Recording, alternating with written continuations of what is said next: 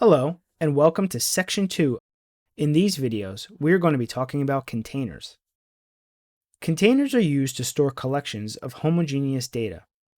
Most developers are aware of the vanilla C-style array type by declaring a simple type followed by the square brackets with an integer representing the size.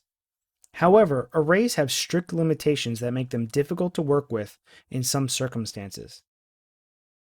The STL extends on the idea of sequences of data by providing different kinds of higher-level containers that have different features.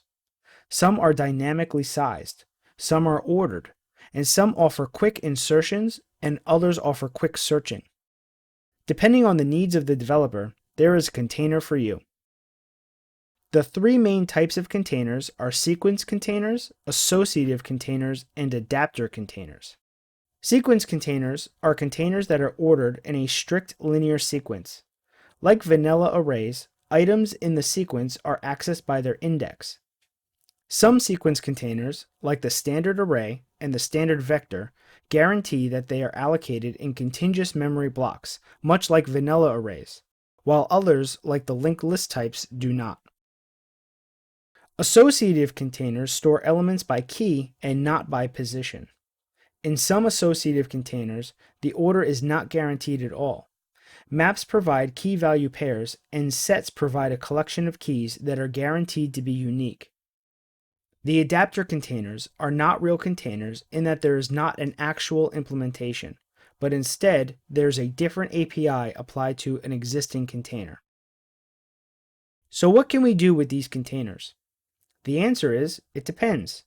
Each container has several member functions that can make working with them easier than a plain old array. They also have iterators that can be used with algorithms defined in the algorithm header. We will be discussing more about iterators and algorithms in sections 3 and 4. For now, let's take a look at the member functions available to us from the container types. The first table is the accessor methods. Down the left side is the name of each container in the STL, and across the top are the common accessor methods.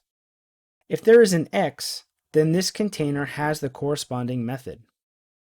As we can see in this table, the array has the operator square bracket, the @ method, the front, back, and data methods, whereas the set data type does not have any of these accessor methods. The list type has the front and the back methods only. This could be a useful table for when you're trying to figure out what is available for you. As we go through this section, we are going to break down the pros, cons, and use of each of the container types. By the time we are done with this section, we are going to get our hands dirty and write our own container type. Stick with me because this is when things are just starting to get good.